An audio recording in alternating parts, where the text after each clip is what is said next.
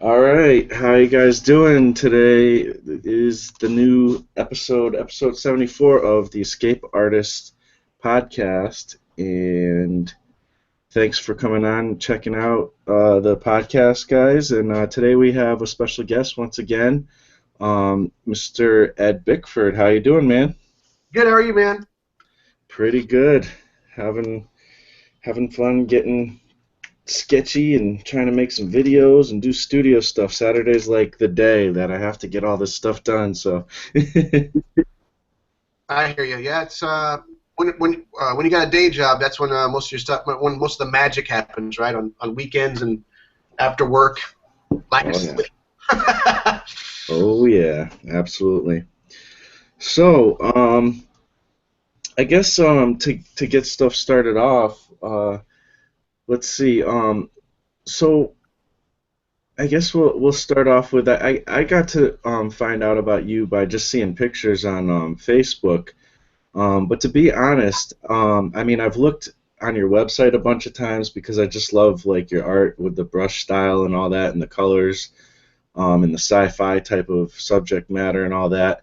And but other than like just seeing like your pieces, there's not a lot I know about as far as like your career with art and stuff, as how far you've gone with that. So I kind of did that on purpose. I didn't like go and study because sometimes with these interviews, it's a really cool idea, and this is a tactic that people do use a lot, to almost go in blind because then you ask the same questions that somebody who has no idea about you would ask. So you kind of ask the right questions better. um, so basically, I guess what I always like to start off with is well, first of all, let us know about your website and stuff like that, and then just get into, if you could, where did you kind of start getting into making art, and what was your like kind of initial inspiration and things like that?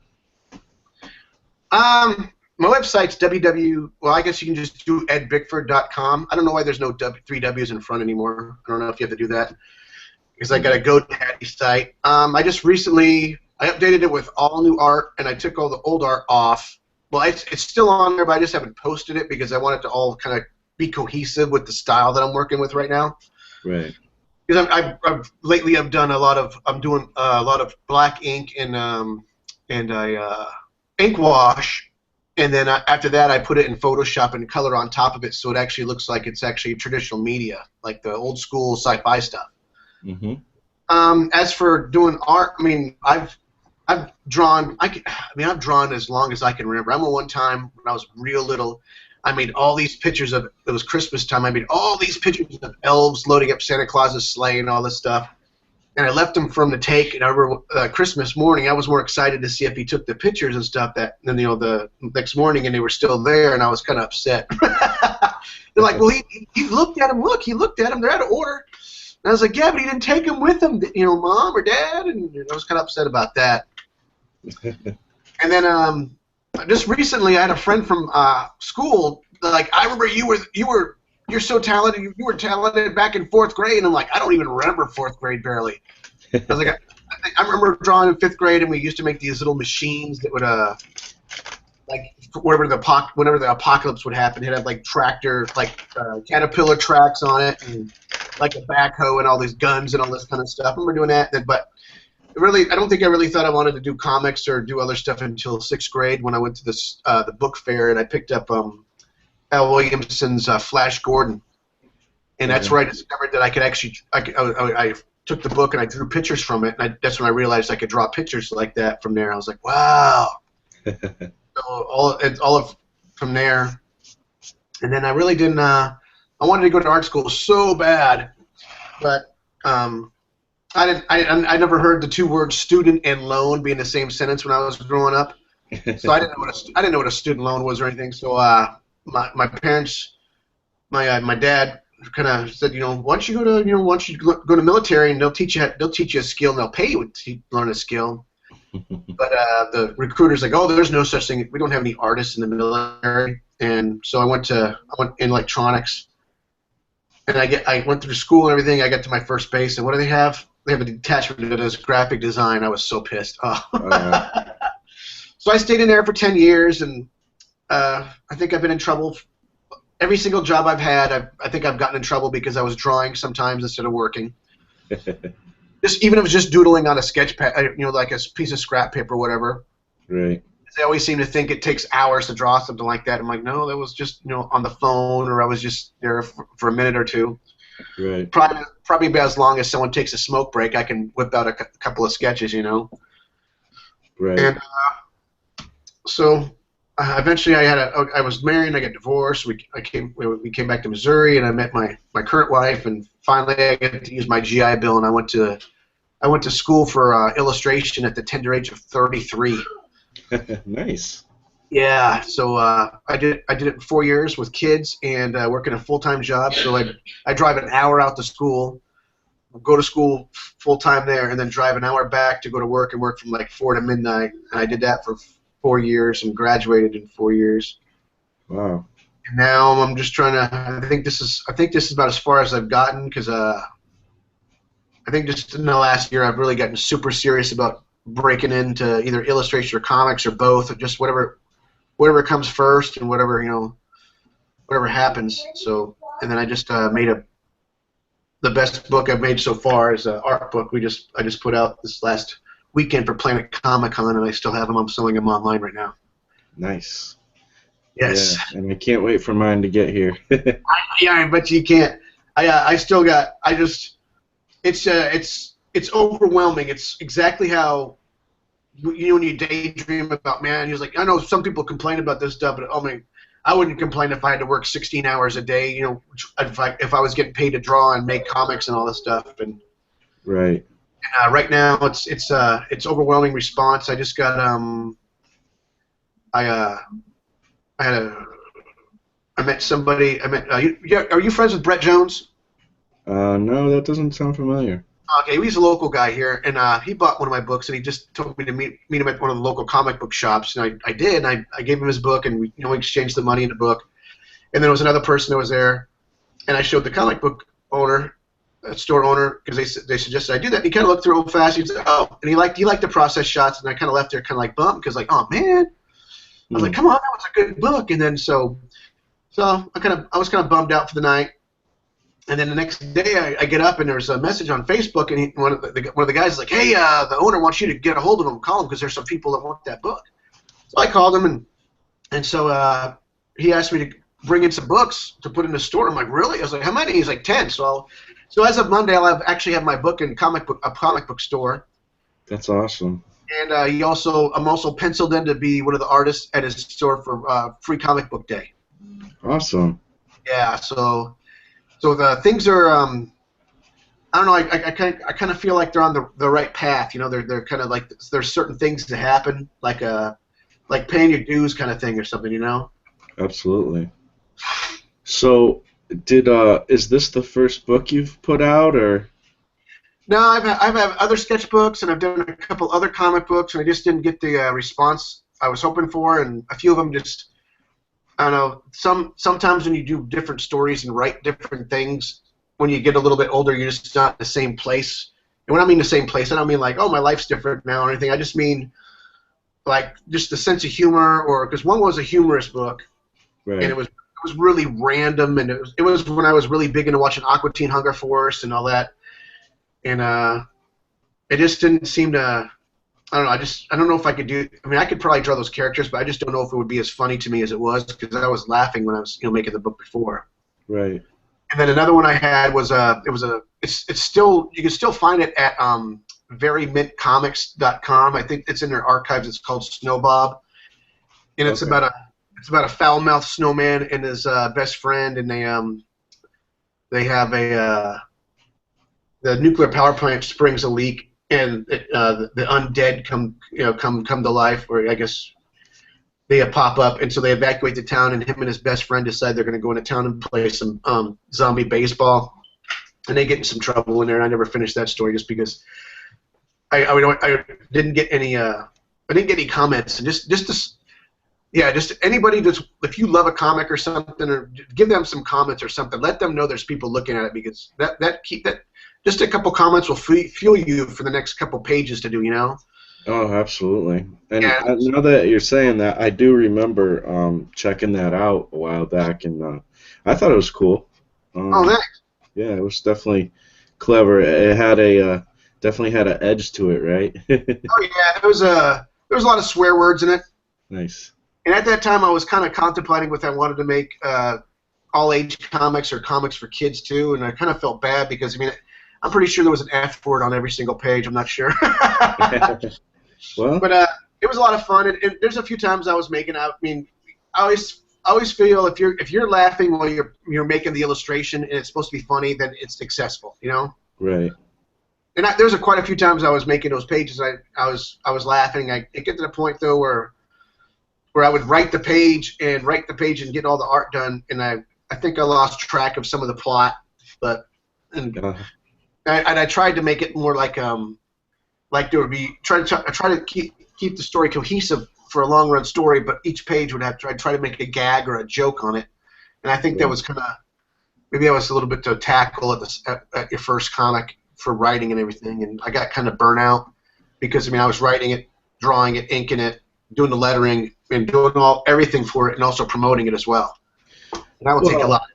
I think I think you're right. It does take a lot, but at the same time, I think especially with comics, you need to just like jump right in, at least when it's your first time trying to do it, or maybe even if it's you're just new at it or whatever, because it is just there's just so much to tackle, and you're really only going to learn by trying trial and error and making as much mistakes as you can, you know?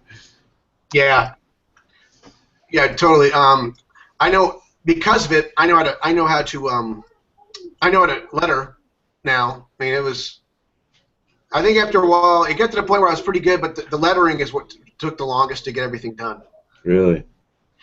Yeah, just because I mean, sometimes you're like, I got to make sure this fits, and I always wanted to make sure that you don't want your lettering to cover anything important in the panel that's telling the story, you know. Right. And then sometimes you made like the panel you made it real small, and then didn't realize that all this text, there's dialogue in this panel, but you made the panel this small to make it fit this page. So Right. it was kind of neat, and yeah, I could do it, but if I ever had the money, I'd pay someone else to letter it again, letter a comic, Yeah. let someone Yeah. else worry about that. Yeah, I've, lettered my own comics and stuff, but yeah, I probably would rather pay somebody. It wasn't really too hard, but I don't know that I did it that well either.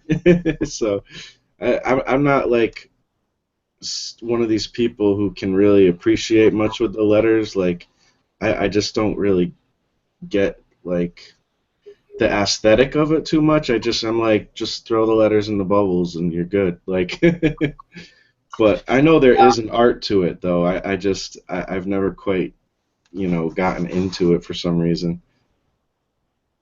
Yeah, I can understand that. I mean, I just was winging it, and I would just use my own aesthetic and try and make it all work. Right. And also, I also did because I know a lot of times they do. I don't know what they usually have everything all nice. I drew all my word balloons by hand, and when I mean by hand, I would just draw them on a tablet, Right. and that way they were more organic, and they would I think that way they would look more like they fit in with the rest of the picture. I mean, Right. on the panel. Yeah, that's how I did my first comic. I did by hand. Then the second one I did digitally. And I mean, not being like a professional letterer, it definitely looked better digitally for me. And I have crappy handwriting, so it's another thing. So, I did it in Illustrator, and I think that was a great choice because I mean Illustrator is a great tool for especially lettering because it's right, all vectors, right? So it's going to be ridiculously awesome. right, And also with the merge tool, all I had to do was basically draw a circle for the letters to go into, and then draw the tail, and then merge them, and it just made a great looking word balloon. and then and then just use the digital, use the text for the lettering. Right. Cool. So, what is this? I guess tell everybody a little bit about what this new book is you just put out. The new book is a series of illustrations that originally one of my friends, he told me, he's like, you should make an art book for Planet Comic Con. He's like, your robots are awesome. He said, so why don't you do a robot art book? So I started drawing robots, and then I was posting them because I try to post stuff and keep people interested and try to develop a fan base. Yep. Or interest. And one of my friends actually took some old school pulp novels and took the text and the stress off them and put it on my my robot pictures. And once I saw it, I couldn't unsee it, and I was like, this is awesome. So I was like, that's what I got to do then. So I did that, and I hired my friend. She's a graphic designer. Because I didn't have time, I was trying to get as many illustrations as I could for this book to get ready, and I didn't have time to look up all the fonts that they used and figure out what fonts they were, because I'm an illustrator, not a graphic designer. Right.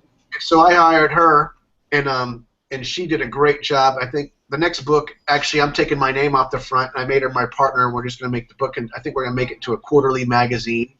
Nice. Yeah, and I'm pretty excited about it. So she did that, and then so we have a whole series of 10 or 11 of to made look like old school pulp sci-fi, the old sci-fi pulp magazine covers with robots and damsels in distress or girls, or just the old school space looking stuff.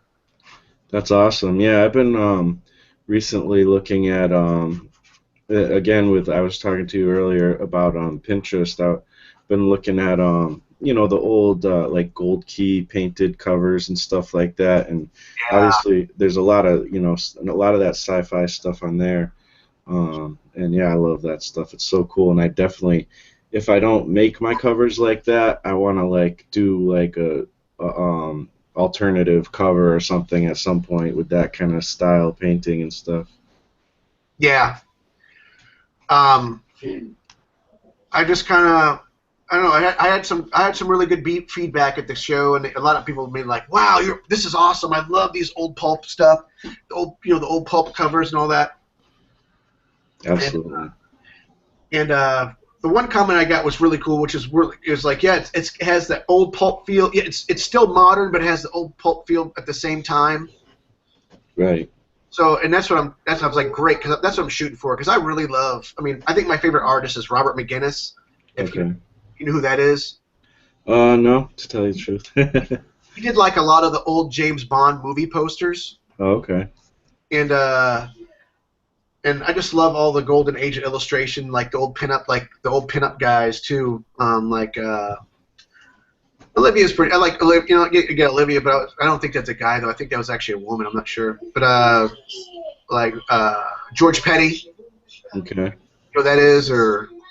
But to tell you the truth, a lot of some of those older artists and stuff, I'm just now starting to check out, so I don't know a lot of the names. Who's the old guy you've been checking out lately then? Well, I've just been looking up gold key covers, basically. Oh, okay. So I'm not even sure what the artists are for that yet, because I pretty much just started. But when I was growing up, I grew up in the the 90s with all the crazy art back then that is kind of criticized nowadays. But so back then though, I kind of like any kind of style that was anything like the old gold key, or even anything with any kind of brushwork or anything. I was just like, that's old, I don't like that, I like the new stuff, blah blah blah. And now as I've grown up, I've started to realize how awesome that stuff was. And even like Jack Kirby, I didn't even like him. But now I'm like a fiend for anything Jack Kirby or any of that old brushwork, and now the old paintings and stuff. So, I'm not as familiar with the stuff as I probably should be.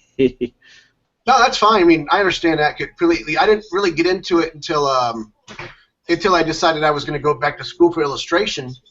Right. And I would go to like the Bud Plant website, which he would have like he would just have all these golden age illustrators like Maxfield Parrish, and of course you'd have oh man, I'm having a brain fart. I don't think I have enough copy yet. Uh, oh, what is his name that did all the people? I think my favorite, yeah, I love maybe if I say a couple ones, I love the old school guys like that did like George Petty and Robert McGinnis, all those stuff, all the guys that did the paintings of the covers of the girls and the guy, like the old crime noir stuff too. Right, Where right. the girl, she's smoking a cigarette, she's half dressed, and the guy's got the gun and the fedora on and stuff. Yeah. Yeah, Um, absolutely. I love all that stuff. I'm writing all these artists' names down because I definitely want to like dig deeper into all that stuff. also love the Lion, J.C. Leyendecker. Oh my gosh, his stuff's so awesome. Cool. Uh, Norman Rockwell's the one I was thinking of. I mean, Oh, okay. part of that too. I mean, and I would say anywhere from. I used to tell people, it was like my favorite age of illustration, anywhere from 1850 to 1950 is just the illustrations are just phenomenal. Yeah, absolutely.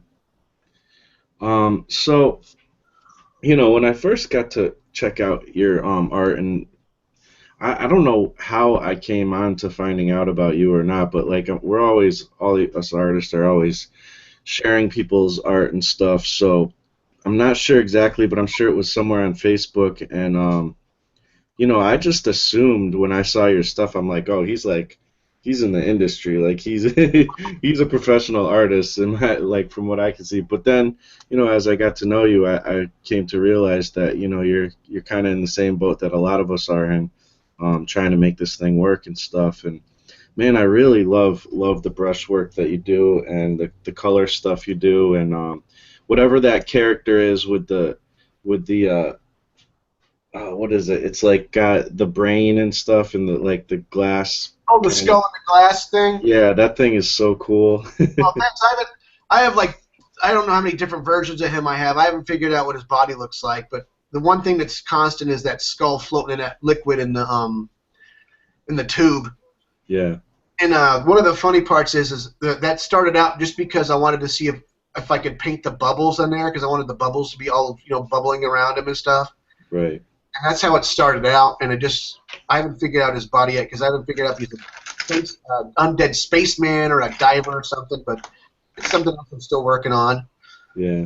It's like I think every artist kind of has like that kind of go-to character or whatever that they just always draw, and it just keeps developing through time and stuff. Oh yeah, I'm still trying to figure out what to do with him. And I have a couple other characters. I have a strong little girl that's got a fantasy would like to get to around to one day. Cool. But what the heck? But I don't know what I'm gonna do exactly. I mean, I think definitely still want to do comics and illustration. Right. And whichever comes first is first come first serve kind of thing. Right. Yeah, I think that's something a lot of us want to do, and comics is kind of a crazy thing. To me, I always think of it like it's like a drug, because for some reason we can't like get it out of our system. We want to do it so bad, but it doesn't treat us very well. Yeah, I agree. I mean, because there's been times I'm like, screw this, I'm done. I'm not going to try this anymore. I'm just going to go illustration. And I guess it seems like I'll draw characters, and all of a sudden I'm like, oh, there's a story right here. Look at this. Yeah, exactly. And I'm like, well, and my wife's like, why bother? She's like, I know you said you gave up comics. You're just going to be back drawing. 2 weeks or a month from now, you're going to say you're going to want to draw comics anyway. So I don't listen to that anymore, she says. Yeah, it's a tough thing, but I think what it is, and what I've come to the conclusion, pretty much is that's like my passion project, something that I just want to do, but it's like a side thing. I can't make that my main thing if I'm trying to make some kind of career at the moment.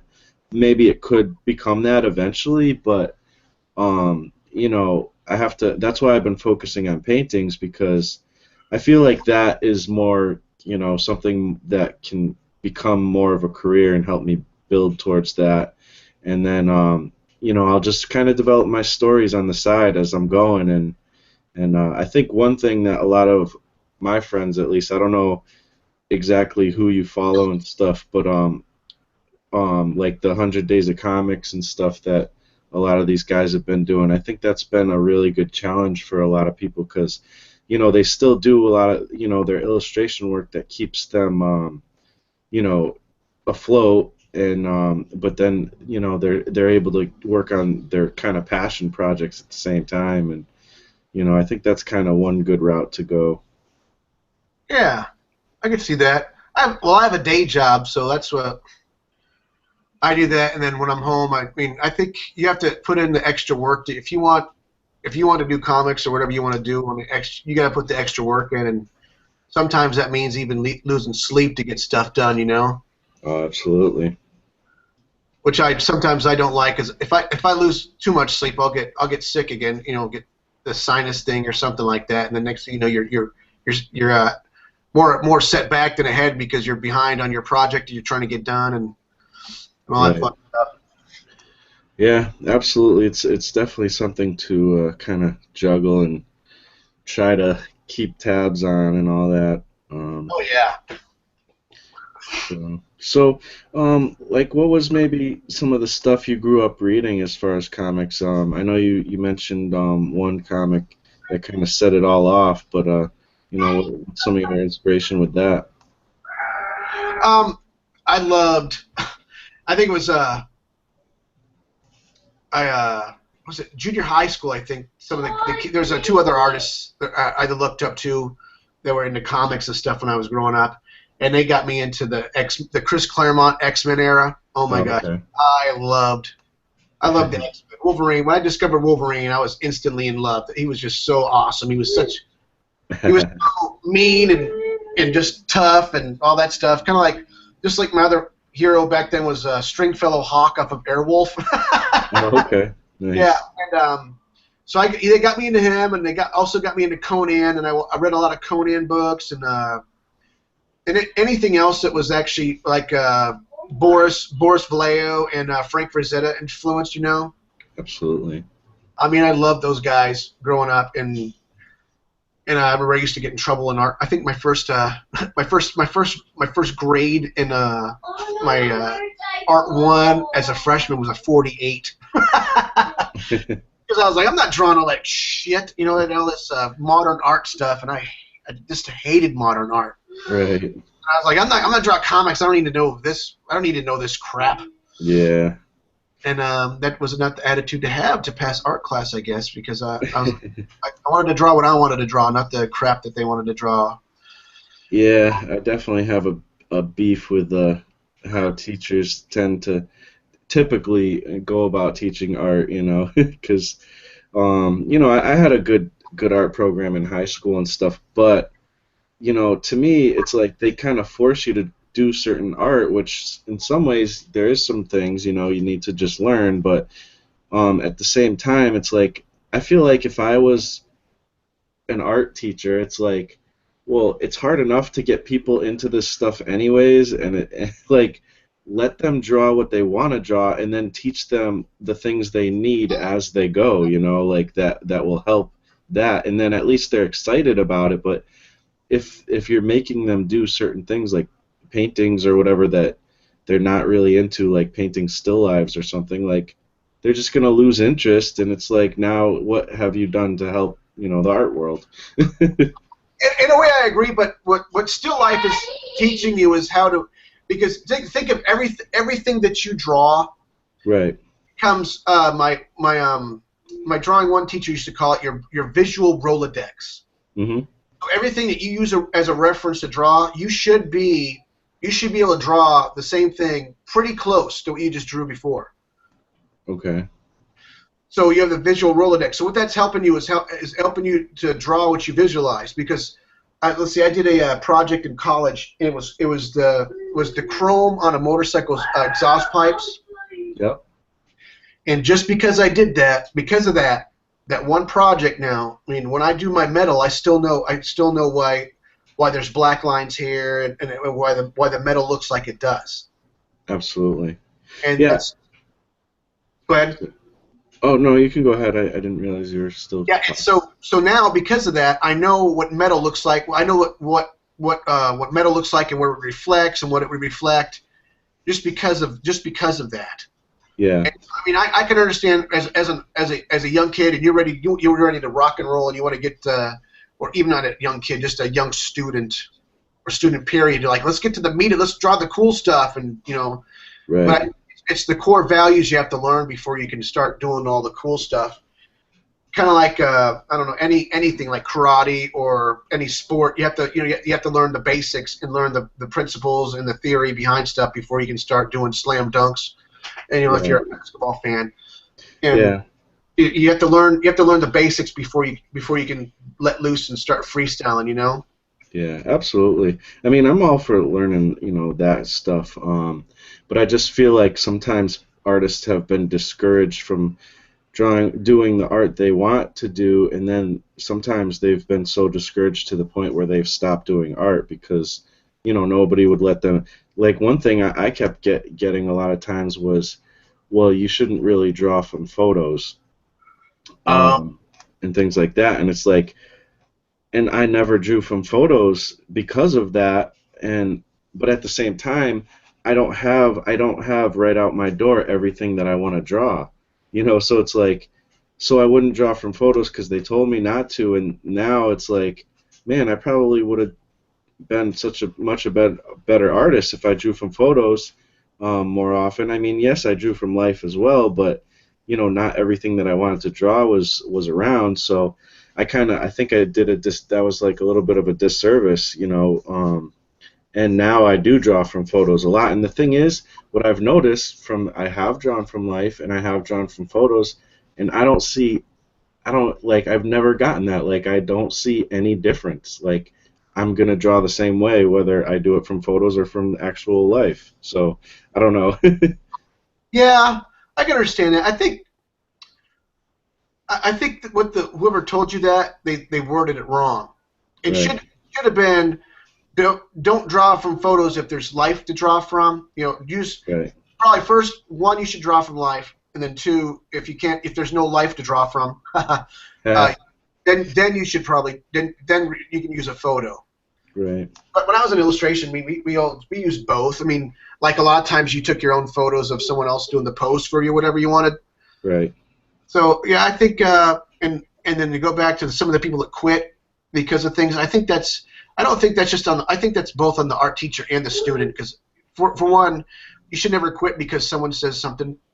You should never quit making your art. Maybe you should quit that class Right. or quit hanging out with that person, but you should never quit your art because someone said something like that.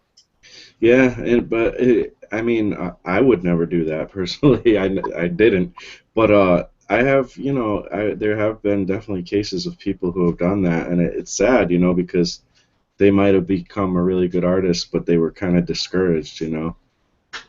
Yeah, I've had a few things happen to me. When I was in college, my illustration instructor said, I think one project I turned in, I thought it was awesome, and he goes, he gave me a B. He's like, if I didn't know your potential as a student, I would recommend you drop out of illustration and get a different major. And I was like, what? Wow. Yeah, he was a pretty hard ass, but now that I'm out of school, it's a lot easier to appreciate him now that I'm out of school than it was when I was there because he would piss me off. Yeah. Like, we had one project where I had it, and he's like, well, what'd be really cool is if why don't you do this and you change it so it does this. I'm like, okay, so I changed it, and then during critique he's like, he goes, why didn't you do this? He goes, you did this instead of this. Why'd you do this? And I was like, because you told me to. He goes, no, I didn't. I'm like, yes, you did. I was doing that, and then you said to change it to do this. Dude, I don't know. I was so mad. Oh. But that's awesome, dude. Keep on. Where's your grappling hook? Oh, right here. Okay, cool. Cool, man. So, what did like did you always do a lot of work with like the brush and stuff, or is this like a new development? It's Or go ahead. I'm sorry. yeah, no, go ahead. That's pretty much it. It's completely new. I mean, I've always seen people that do the brush work, and I just envious of all the stuff. You're like, oh yeah, so and so does brush, and I used microns for the longest time, or I say microns, but I like the Fabric Castle because when you erase, they don't they don't fade, Mm, and so and I finally switched over to the Pentel Pocket Brush, yep. and I used that for a while, and then I used it, and then if you do any like a lot of thin lines with it, it will just eventually because it's gravity fed. Just all of a sudden, just one day, just bloop all over your stuff. So if you're doing like a lot of thin lines, I was like, I bet you if I used a real brush, it wouldn't do that. And so I was right. I switched over to the real brushes, and I have never looked back. I Really? only, I only use like felt tips pens in my sketchbook because Okay. I don't draw my sketchbook when I do stuff. I don't use pencil. Right. I just draw a straight pen in there and draw in there like that for like thumbnails and stuff. Yep. And now I bought like a little thing to carry my ink in because I work on my hour lunches at Mm-hmm. work. I work on art there, so I bring like this little bead tray I found I put my ink in there and work on it at lunch. And yeah, I hardly ever use anything other than a brush now. Wow. So That's I actually tell interesting. people like it's more like I'm actually painting with the ink and not really, because it's brush. Right. Yeah, that's one thing now doing all these paintings and stuff, and I kind of felt like, while I was doing these paintings, like I'm so used to inking and stuff, so I'm like every time I would do one, I'm like, okay, I guess I ink it now. Like I'm kind of treating it more like the painting is I'm doing the colorist work first and then inking it. That's how I was for a little while, but then I'm like I gotta like just try to get away from doing the ink all the time. And but I did notice that too. I'm like, well, actually inking, I mean, it's just painting with black, really. I mean, except for it is a different than the paint, but I am using a brush still, so maybe it still counts. I don't know. I think excuse me, that still counts. I mean, I I don't know. One, I don't like getting graphite in my hand. I don't like my graphite smearing in my hand. Hmm. And I also draw pretty loose and pretty fast. So a lot of times I'll just my I don't even do tight pencils anymore. I just most of the stuff comes out in my ink. Yeah. Like sometimes I'm like, oh, I'll be inking. I'm like, oh, I want like the one I'm working on right now on his chest. I just drew the line. I didn't even draw the lines in pencil first. I just used a brush and just inked those lines on his chest right here. Okay. And yeah, it's just you just gotta rock and roll. I mean, you just can't be afraid of stuff. I think. Yeah.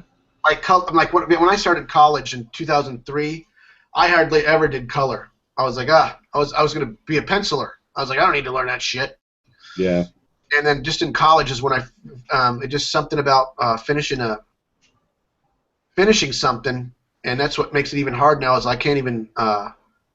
I just couldn't imagine letting somebody ink on your pencils and then also another person coloring on it, especially since, everything I did in 4 years, you went from start to finish on your own. Right.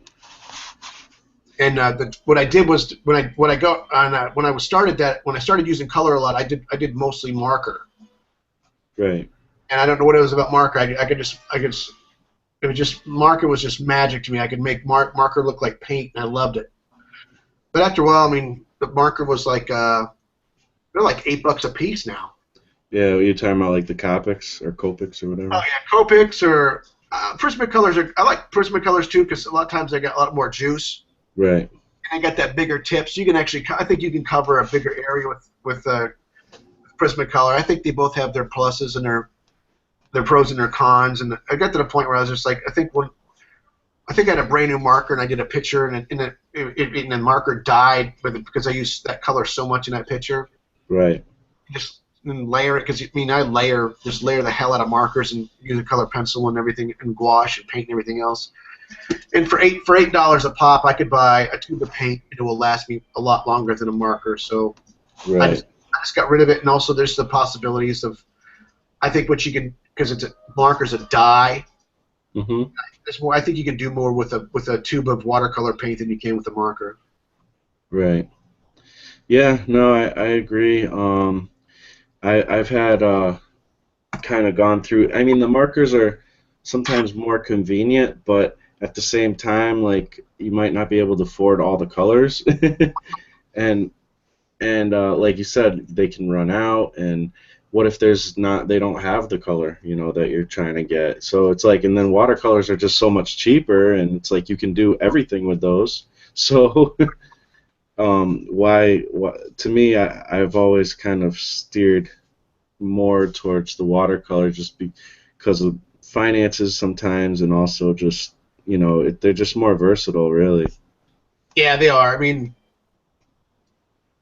and also if you think about if you have travel with them and stuff, you don't. I mean, you could have a whole bunch of colors in that one little pan, as opposed to how many markers would carry. You had to carry all those markers with you. Right, right, absolutely.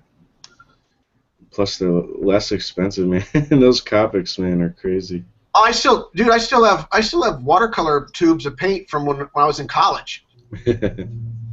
Nice. Cool, man. So yeah, man, I'm like I said, I'm definitely looking forward to getting that book in the mail. Hopefully it's there today. But It's not. I got.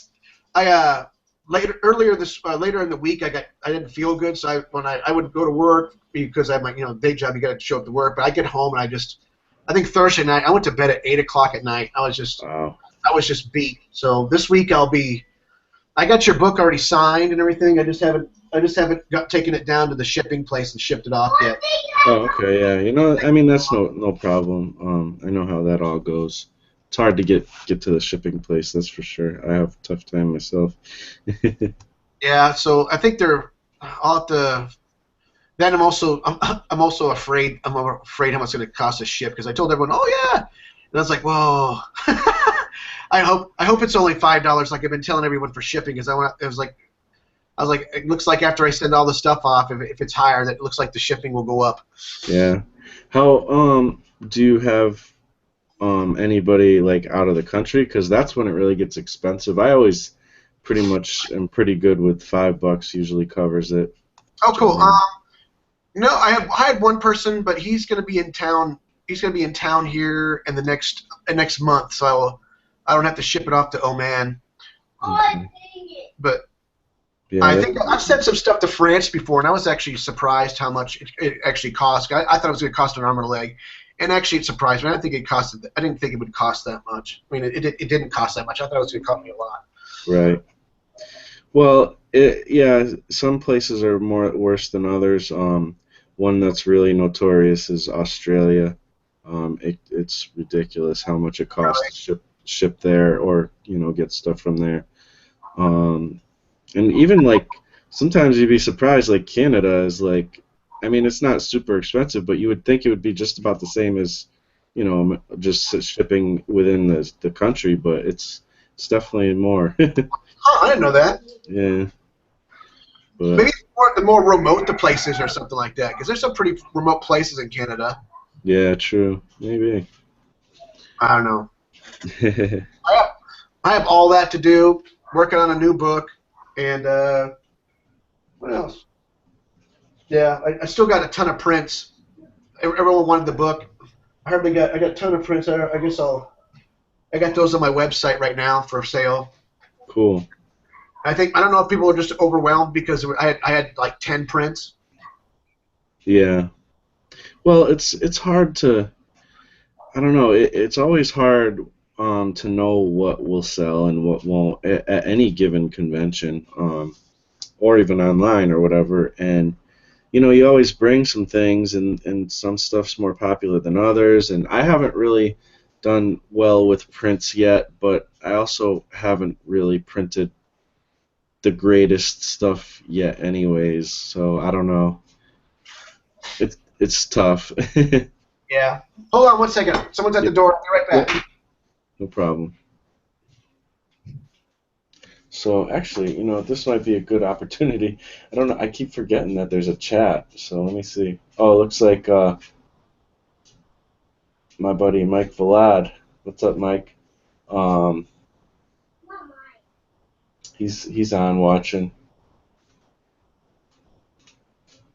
and he said similarly. He wasn't sure where he found Ed's stuff, and he was also surprised that he wasn't already, working in the comic industry or something. Yeah, I mean, really, definitely he's got some refined work. Sure. I just killed that person. People. So. All right, I'm back. Cool. By the time I got there, I think the Jehovah's Witnesses left, so we're good. Nice. Yeah.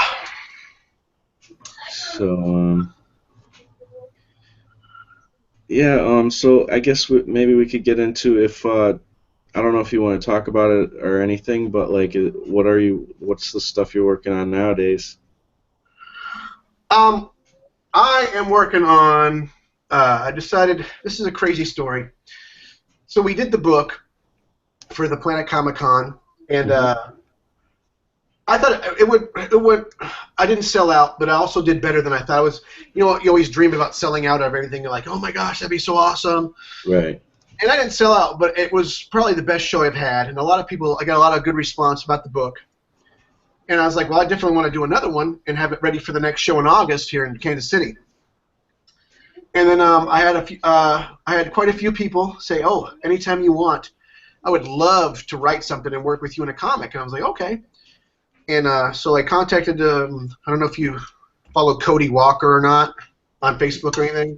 Nope, but I probably will now. Okay, well, I saw him at the show, and we talked a little bit, and on Facebook he said, anytime you want, I'm serious, we'll work on something together. So I was like, okay. So I got the idea that it's like, okay, well, I'll work on the book, and I decided I'm gonna get my art in as much stuff as I can, or do as much as I can out there with different people and stuff. Absolutely.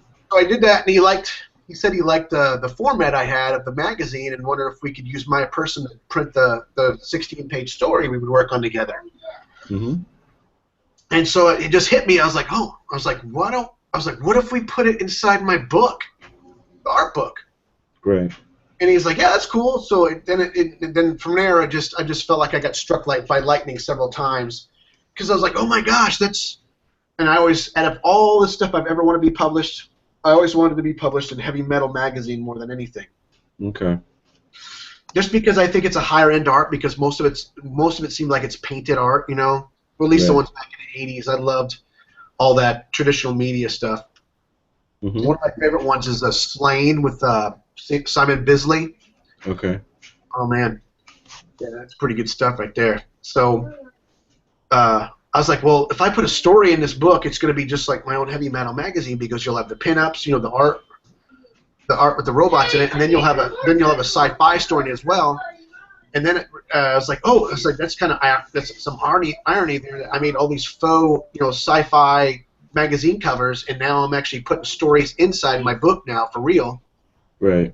So I thought that was pretty cool. And then it just was like a little voice in my head. It was like, there was going to me like, you did all the artwork, you did all the printing, you did all the selling and promoting.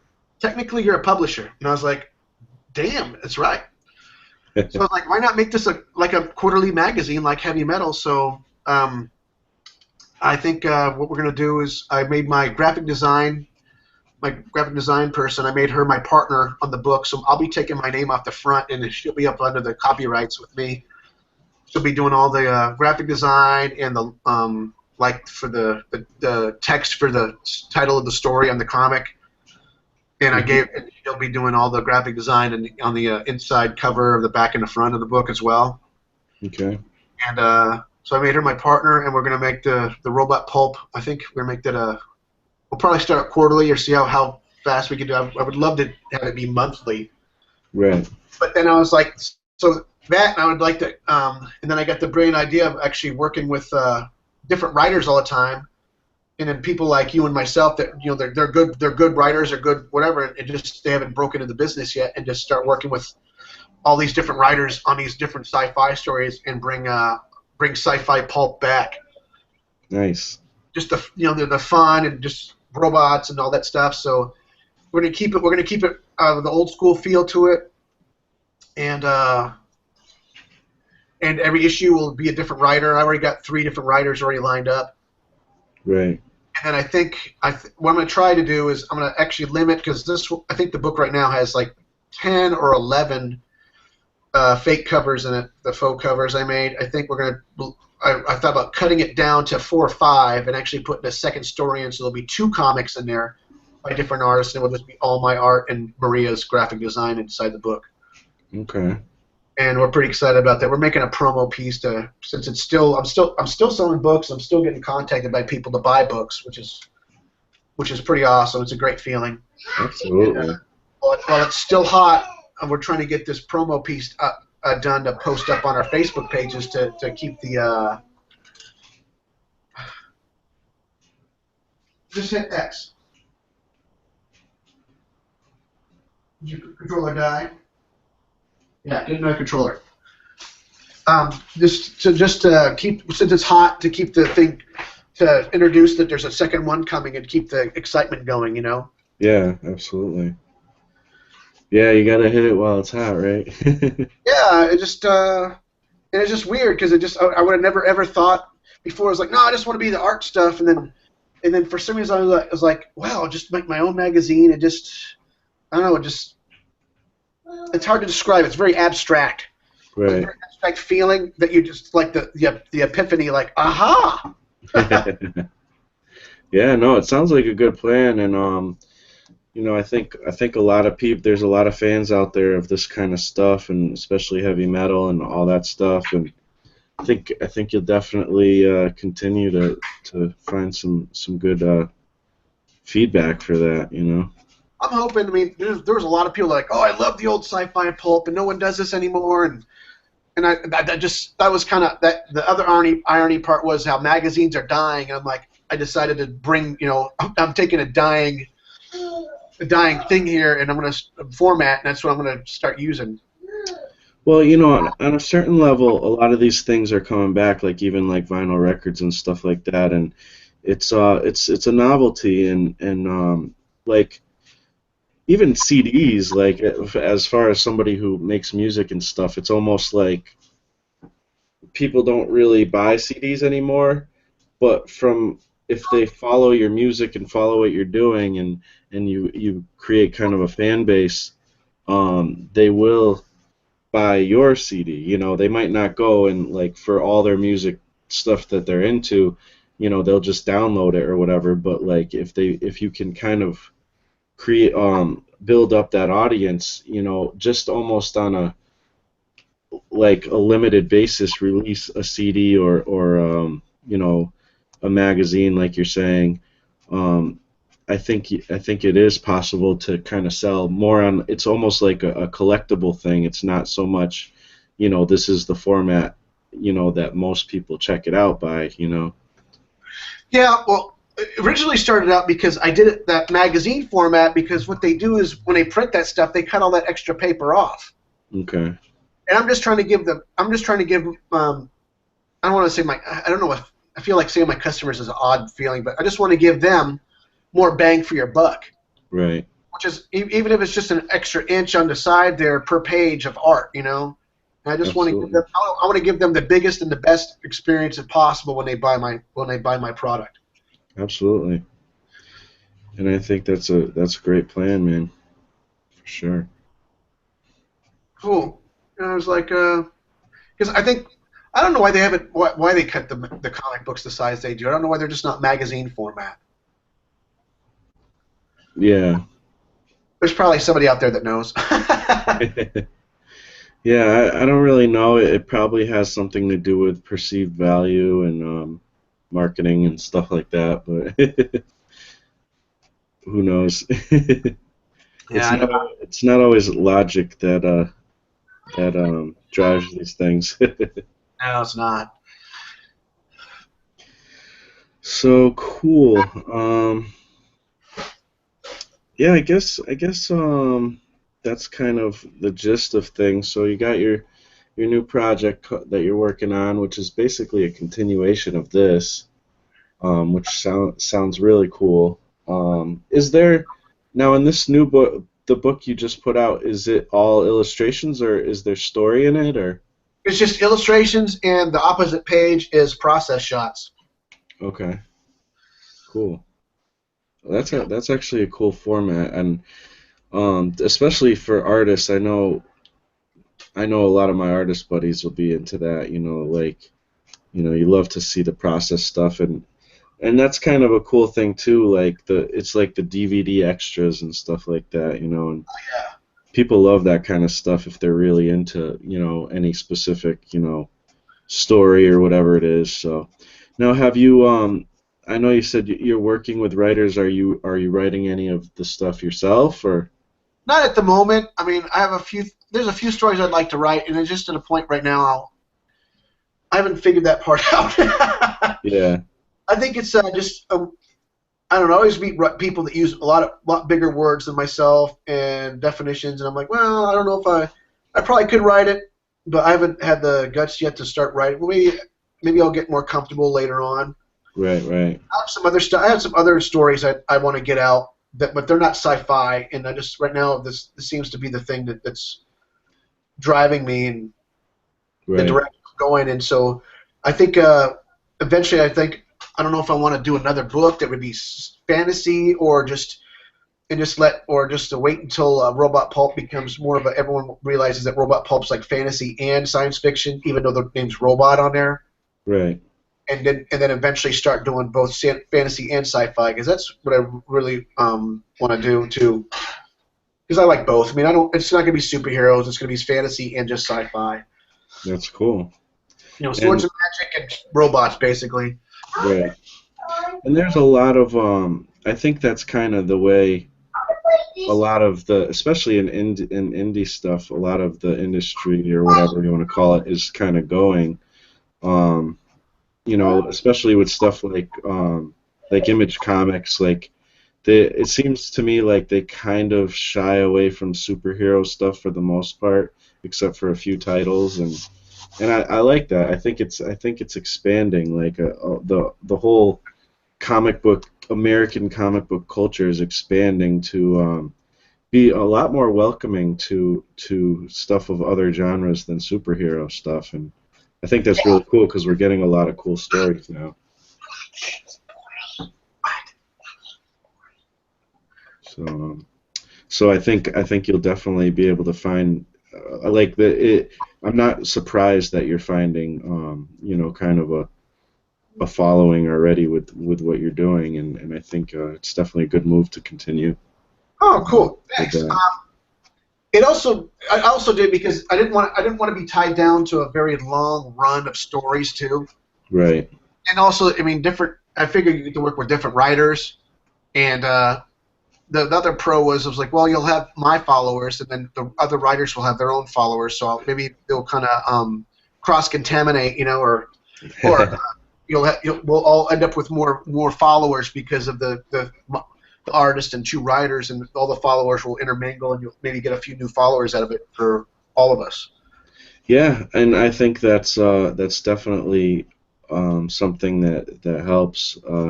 I was just watching. I know I mentioned to you that I did the interview with Dan Fraga recently, or Dan Fraga. I always said it Dan Fraga, but I guess after hearing his videos, he says Fraga. Oh, But okay. I always thought it was Dan Fraga as well. yeah, but he posted something yesterday actually that I thought was really cool, and it was just this video of this guy, um, and he had like these different sized dominoes or whatever, and there was like one tiny one in the front, and then in the back was like 100-pound domino or whatever. So it was like the size of a regular domino, and it just gradually got bigger and bigger and bigger. And he knocked over that little one, and eventually, like a little bit bigger one dropped, you know, how dominoes go or whatever, and it did. That little one ended up knocking down the 100 pound like huge domino, and it was just basically an illustration to show, you know, that you start with a little bit of momentum, but a little bit of momentum can do big things eventually, you know, and Yeah, I think that's the path a lot of us are on, and it was encouraging because it's like you feel like you're not doing much, but eventually you, like you said, you build up that momentum, and it can lead to much bigger things. yeah. The other idea I got was I thought about if I wanted to work with other people out of state, and I think right now my goal is to just keep it in the comic book and art community here in Kansas City, possibly like in well, I wanted to say Missouri because I got the writers are all over Missouri, I think, so I'm just going to keep it in Missouri. So I call it Kansas City because I mean that's where I'm at, and that's where the show was just at. But I'm going to keep it in the community small at first, and then wait till we build it up in the community here in the Missouri area before I start branching out to other writers like in San Francisco or something like that, or Right. Austin or something, you know. And I thought that was Absolutely. a good idea because like kind of like a band. You know, you just don't make a band and all of a sudden start playing from your garage and end up start playing at Madison Square Garden or something. You have to build up within the community first, in the music community where you live first, and Yep. then get shows there, and then branch out from there. So that's what I'm trying to do with this magazine. Yeah, absolutely. That's definitely a plan that, you know, like you said, bands often kind of go that route as well, and I think it's smart. Um, so yeah, that sounds good. I would say too, you know, since you already had some success at a comic shop, you know, I would say try to expand to some other comic shops too, especially like you said, branch out first in your own area and then maybe a couple towns away and things like that, you know. And I Yeah, think that'll be helpful too. yeah, I thought about that as well. Well, if I got my books in one comic book shop, why can't I get them in another comic book shop? You know. Yeah. So It's that's it's a route a lot of us kind of, you know, now that we have the internet, sometimes we forget, you know, the local comic shops, but you know, I think it's something you need to try to get into as well. And it's surprising, like you said, you were kind of surprised, like, but it is surprising how open a lot of these shops are to putting your books in there and stuff. I've had success doing it as well, as far as them putting it in the shop, but I haven't necessarily sold any, you know. But like you said, you got something that people are kind of, you're already noticing they're into, so you know it might very well sell. yeah. I just felt bad because I left. I was bummed. I was like, well, I guess because I didn't get the response everyone else usually has when they look at the book real quick. And Right. I kind of went home. I was kind of bummed, but then he told me the next day when I talked to him, he was like, "Yeah, I didn't have much because his store is it's Wednesday night. Wednesday is New Comic Book Day, right? Everyone knows that." Right. And so his place was just busy as all get out. So I was like, "Okay, cool." And he told me the next day, he's like, "Yeah, just busy. I couldn't look at it." And then he's like, so I was like, it was awesome to get invited to be the artist of Free Comic Book Day as well. I was really excited about that. Yeah, that's gonna be fun, man. I always forget when it is. I know it's coming up soon. What day is it? This year it's May 2nd this year. Oh, May 2nd. Okay, because it It's the probably doesn't. first Saturday in May, I believe, Oh, okay, that's right. which is pretty funny because it's, it, since it's revolving the first Saturday, it lands on eventually it will land on my son's birthday again because that's when he was born was on Free Comic Book Day. Oh, nice. Yeah, I was supposed to appear at one comic book shop a while back, about 4 years ago, and I had to cancel because yeah, baby was on the way. Nice. Yeah. So, have you been able to get him into comics at all, or? He's no, Cool. he's into he's into beating people up and in the video Nice. games. He's into Minecraft now. He's 3 and he's a brute and he's pretty fun. Wow.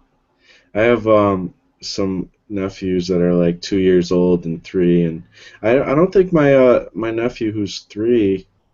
I don't think I've ever seen him play video games yet. I'm surprised because his dad's really into him, but um, so I'm kind of a little. They're still pretty young at that age. I'm surprised they can do the video games, but I know they can do the iPads pretty well.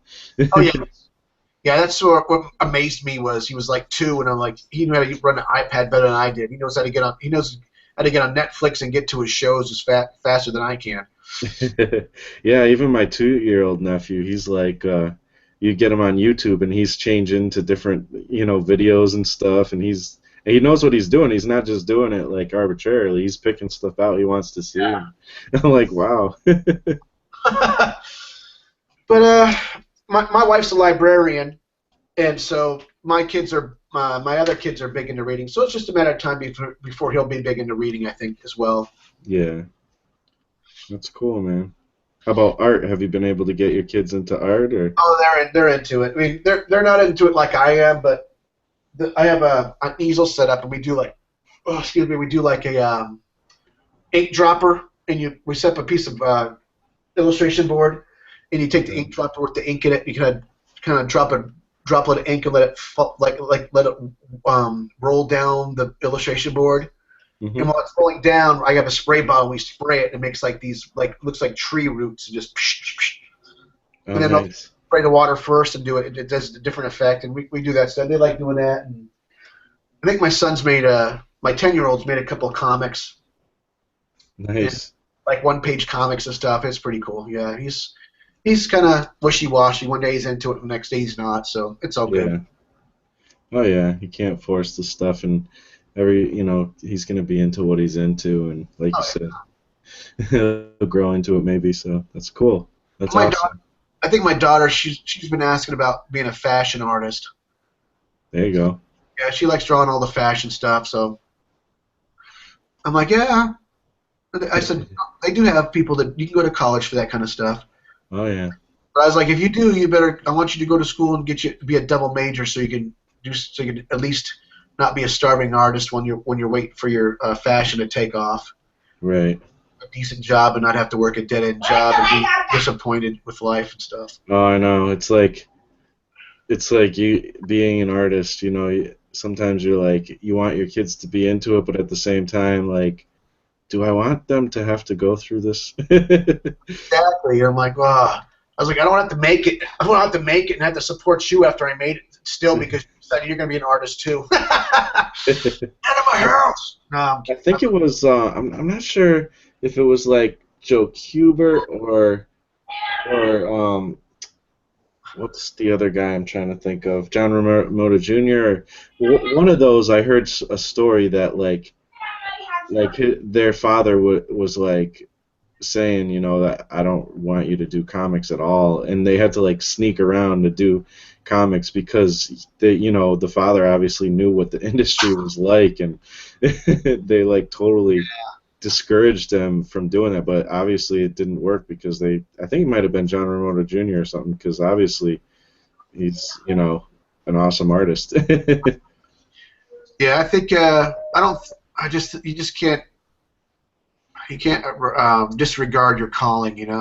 Yeah, absolutely. That's exactly how I think about it. It's like, Because I tried to um, hide. I tried to hide the military, and I did it. And like I said, I've been in trouble almost every single job I've had because there was like drawing on scrap paper or something on my desk or somewhere close, and they thought I'd been drawing all day and whatever instead of doing my work. I'm like, no, those are just doodles. They're not nothing big. yeah, absolutely. I mean, I can't. That's almost a big part of my motivation nowadays. Is I've come to the conclusion that after trying to stop, because knowing that it's almost impossible sometimes to make it work. I just can't stop. It's something I can't put away. So I'm Yeah. almost feel like you said, it's almost like a calling or something. You have to follow it. Yep. No matter what, just suck it up and just get all those I'm going to live like a millionaire kind of dreams away and stuff, and just be realistic and live a simple life. You don't have to have the latest iPhone or whatever it is that the advertising is always telling you have to have. Right. If you just Absolutely. love what you have and do your art. I think it's a lot easier and happy life. Yep, definitely. Well, it looks like I've put a lot of lines down on this paper. So I always go like too overboard, man, with this stuff. I'm always like doing all this cross hatching, and then it just ends up looking like a mess. It kind of looks cool, but it's like sometimes I go overboard. That's for sure. Is that a gray? Is that a gray or what is that? What's that? What'd you Oh, make? oh yeah, it's probably hard to see, but I've been trying to draw like I like gas masks and stuff. Oh, So okay. I got this image of like a gas mask with a Oh, okay. Yeah, yeah. skull or whatever. So I was just kind of drawing that, and it came out all right. I thought it Like came out. like I said, a lot of lines, probably too many. You can't Yeah. really see it very well on this crappy screen, but I'll post it up and you'll see. That's cool. I mean, yeah, that's another thing I had to get over too was I had to get over. I loved hatching, Yeah. and another thing is getting other people's art. Well, like I would see like Travis Charest. You know, you have to know who Travis Charest is. I'm probably familiar, but I just don't know him by name. Um, I think I have heard the name though. he did Wildcats. Like he did Oh, Wild. okay. Yeah, and there's some artists out there you just like you love so much. You're like, I would like to try and draw like him, and it's just not your way. Right. And it got to the point, you know, there's so many good artists out there. I just had to be like, you know what? It's like I like drawing. I love their art, but I'm not going to draw. I don't have to draw like that to be a good artist, you know. Right. And I think it's just part of as an artist, you try with how they try stuff and try their techniques. You try their process and whatnot. And eventually, just I think you once you're done trying and trying and trying, eventually I think you find your own voice. Right. Yeah. And that's pretty much the path I'm on at the moment. I think I don't know, but you never really see it yourself. Like I have friends who tell me like, "Oh, you have your own style. Your style's cool," and I'm like, I don't know. I can't really tell, but that's kind of how I feel about your stuff. I'm like, oh yeah, you definitely have your own style, but maybe you don't like even think of that. I don't know. Actually, I don't. I remember for the longest time that was my big hang-up was style. Oh, I have to have a style. You have to have a style, and I don't know. It just something just clicked the last year, and I was just something happened. I don't know what happened. And the style, I don't worry about the style thing anymore, and I also don't worry about like. I was like, well, I was like, man, I need to do something because my process isn't gonna. It's just not comic book worthy or whatever, you know, or it's not gonna be mainstream looking, or I don't know, not mainstream. It just, you know, I just didn't think it would transfer well to print. Right. And then after doing this book here, I was like, okay, I got something that's going to transfer to print really nice now. Cool. Very happy with it. Nice. Yeah, no, it's all about, you know, kind of just experimenting, and you've kind of come through and figure it out eventually. Oh yeah, it's Organically. it's all about that. And I kind of wish I experimented more in college than trying to get the passing grade. Yeah. Because I thought when I went to college, you know, I'm later in life, and you know, I'm 33. I was like, hey, I get that piece of paper. I should get a job easy. Right. And no one even gives a rat's ass about that piece of paper. You could have graduated from fucking. Oops, we allowed to cuss on here? Yeah, we don't. Okay. I could have graduated from YouTube University or something, and as long as your portfolio is awesome, you'll get the gig. Right. As opposed to somebody went to some really prestigious art school and their portfolio is horrible, they're not going to get the gig. Right. Yeah, there's definitely something to be said for just kind of getting your feet in there in the door, and you don't necessarily have to have the degree, but I think, you know, people learn differently too, you know, and some people just kind of need that teacher or whatever to help them out, like that kind of experience of going to classes, and I feel like I probably would benefit from that, but I just don't have the money, so I do what I can with what I can learn online and things like that, you know. Yeah, my brother said you don't even need to go to art school anymore with all the stuff that they have on YouTube. Yeah, oh yeah, it's definitely. I've learned so much just from YouTube videos, and I also take like online like courses or video type courses sometimes because Yeah. I'm all about learning. Like I love learning new techniques and new ways of doing things and stuff. So I am the same way. It's just I was like I decided just like yeah I mean I went to art school but I'm still self-taught. right, Art school is a way to practice your craft without any interruptions of work or family or anything because you're actually in a school environment, you know. right, absolutely. And I think a good piece of advice for people who are trying to go to school for this stuff is you have to push yourself beyond what your teachers are pushing you, and you have to kind of guide your own self, but also learn from them. You know what I mean? At the same time. Yes, exactly. When I was in college, I was actually, I'm still to this day. Uh, I was the only one that still drew in a sketchbook when he wasn't in class. Hmm. I drew my sketchbook all the time. And I had a friend of mine. He was going to do it too, and then he bought a sketchbook. He was like, "I'm going to draw like you do," and blah blah blah. And I think he did it one time with me at lunch, and after that, that was the last time he drew with me at lunch. Right. He was just because he's like, "I don't know what to draw." He goes, "I don't know how you come up with this stuff. Just sit there and come up with stuff and draw constantly." I was like, it's a practice thing." Right. Yeah. I mean, I've struggled with it myself. I mean, I just posted yesterday my first sketchbook that I actually finished, and um, you know, it's always been a struggle. Like, what do I draw? What do I draw? But I'm finally coming to the conclusion that one thing is, like you said, you're friends with Ryan Wheaton and stuff. He's another guy I look up to and I'm friends with, and I see him drawing, and he just constantly putting stuff out, never stops, and I'm so inspired by that. And what I noticed is that he does kind of draw the same stuff a lot. He'll draw self-portraits a lot. He draws, I think, his wife a lot.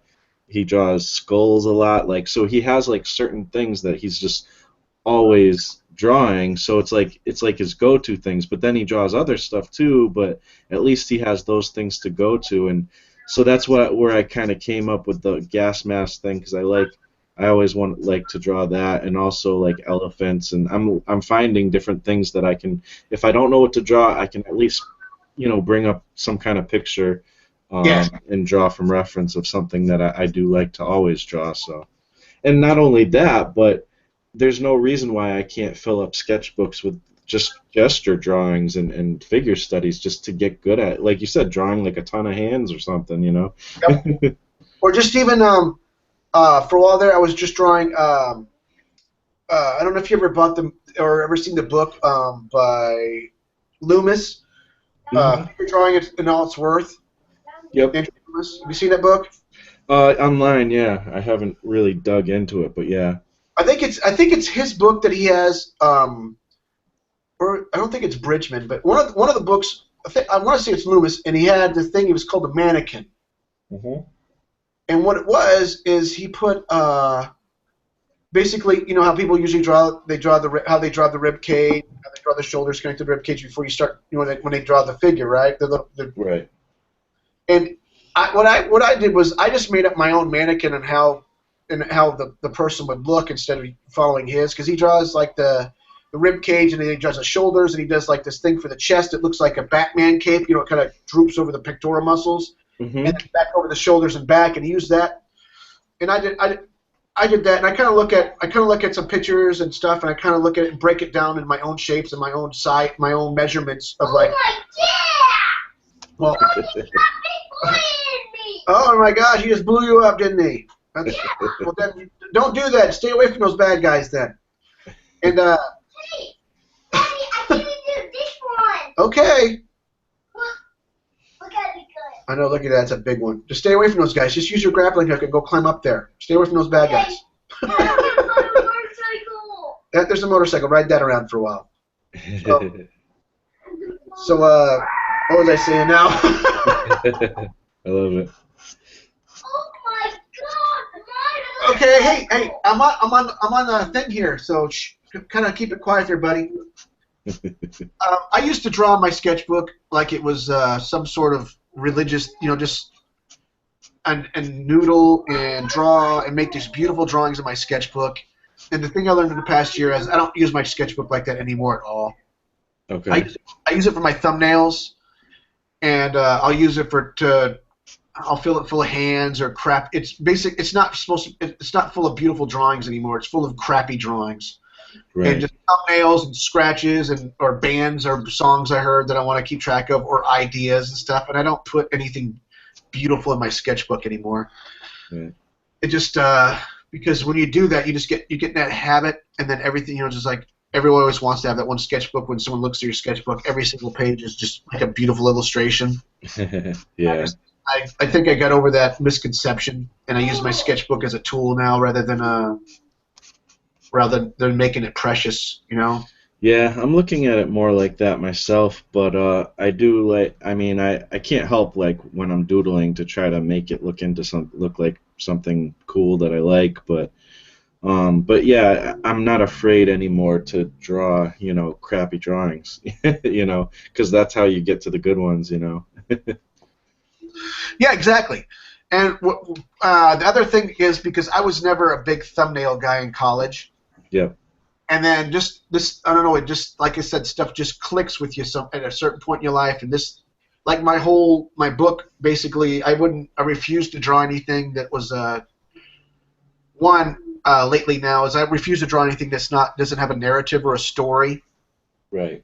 Like if you go to like a lot of comic book conventions or whatever, you see these poses and they'll just be standing there in a static pose. Oh, that's one way. And I quit doing that. And I want to have it so it tells a story or it's an illustration.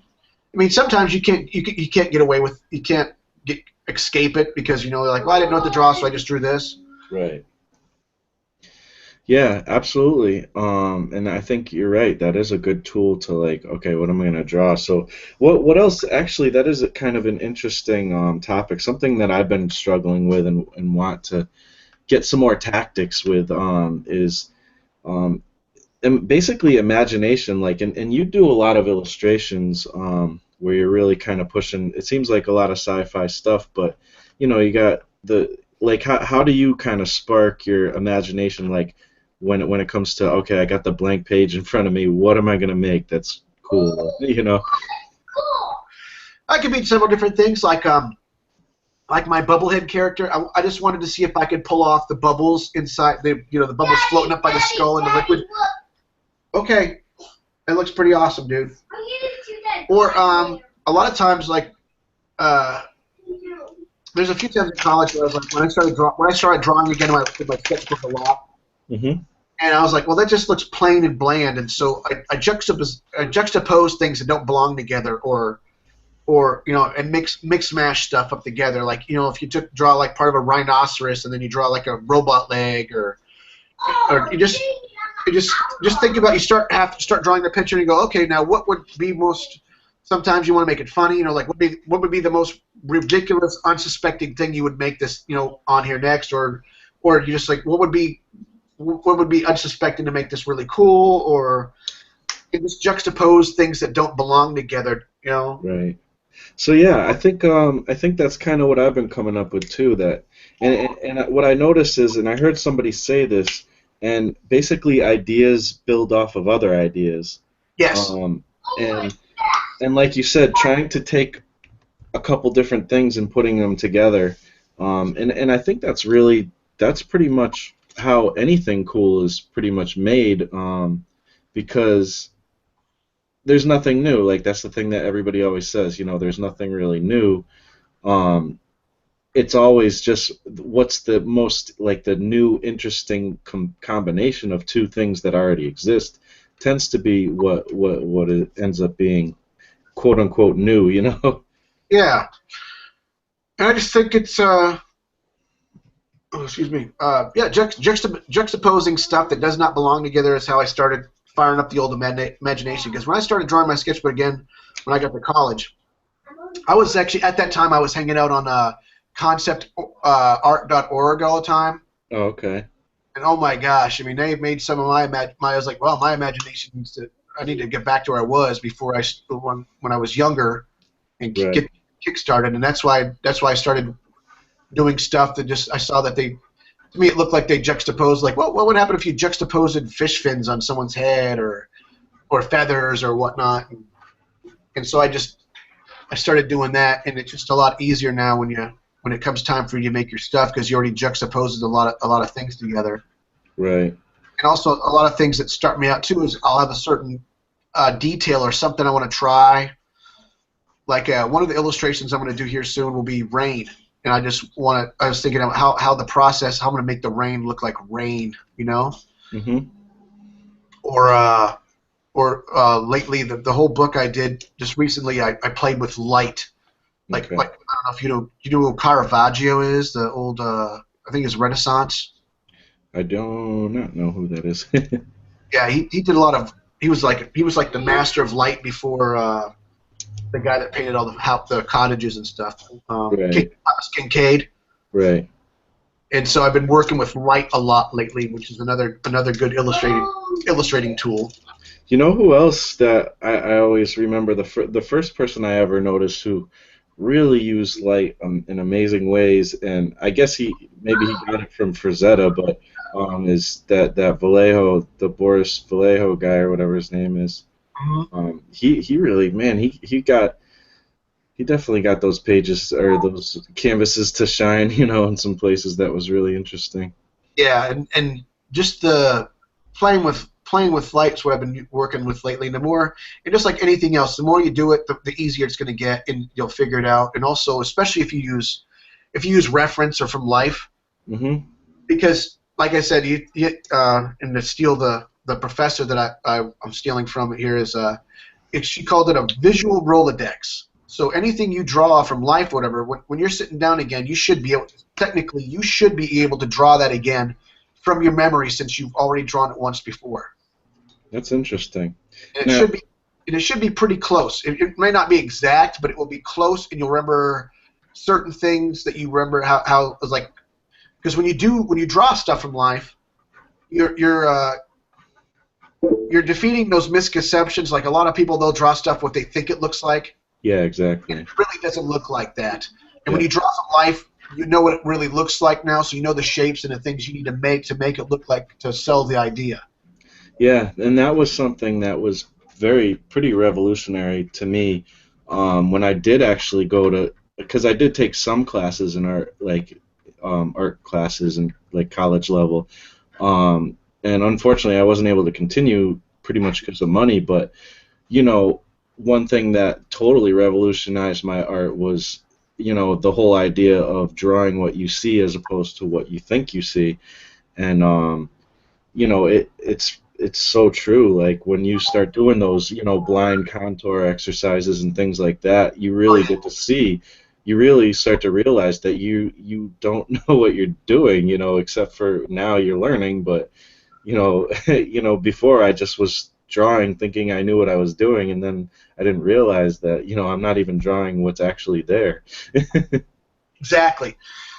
And I think a lot of times, I don't know if people notice this or not, but if you try to draw stuff and what you think it looks like, and you draw it and you do a lot of details as opposed to making all your shapes more abstract and like a painting, Hmm. the more abstract you do it seems like you do your shapes and drawing and stuff, it seems the more realistic it will look as opposed to the more details and more little tiny details and symbolic stuff you do will actually be more cartoony looking. Right. Yeah, I agree, man. So, all right, man. Well, I think we danced around some pretty cool topics, and we got to know you a little bit better, and check out your stuff. I guess we can kind of end it pretty soon here. I guess let everybody know where can they get this new book that you created, and just say your site again and everything. Okay, my website is edbickford.com, or you can just contact me on Facebook or Twitter if you want the book. And I haven't really figured out how to do a store yet because I don't know if they cost money or not. I haven't figured out the store part because I mean I'm doing all this on my own. Hmm. And just contact me on Facebook, message me on Facebook, or message me on Twitter. Which my Facebook I'm just Ed Bickford. Twitter I'm at Edwin Bickford. Okay. And or they just I think there's a contact page on my my website as well. But yeah, just contact me through there, and I'll gladly send somebody a book Awesome. or And print. I got prints as well. cool. So it's edbickford.com, and after we shut down this, we can the recording or the video will actually continue going. So I can maybe help you out a little bit with the store stuff because I've definitely gotten into that. Oh, you have? Cool. Yeah. So yeah, everybody, I would definitely suggest checking Ed's stuff out, and I think if you like anything that has to do with the sci-fi stuff and all that stuff, I think you'll dig it. And a lot of my audience does like that kind of stuff. So check that out. The link is already actually in the show notes on the YouTube page, and I'll be posting it also on my website and everything. So check that out. And yeah, man, thanks for coming on. It was awesome. I had a lot of fun. Yeah, me too. Thanks for having me. Absolutely, anytime. And if you ever have something else you want to promote, or you just want to come hang out, like I'm always open to do shows like this. So feel free, hit me up. Yeah, no problem. That's cool. I Yeah. like that. Yeah, no problem. So yeah, we'll end it here. Like I said, thanks for coming on. Thank you everybody for listening to this episode of the Escape Artist Podcast. And yeah, that's about it today. If you want to check out the show notes, go to donkeyjawprojects.com, hit the podcast link, and you'll be able to find it there. And I'll talk to you on the next episode of Escape Artist Podcast. Later, guys.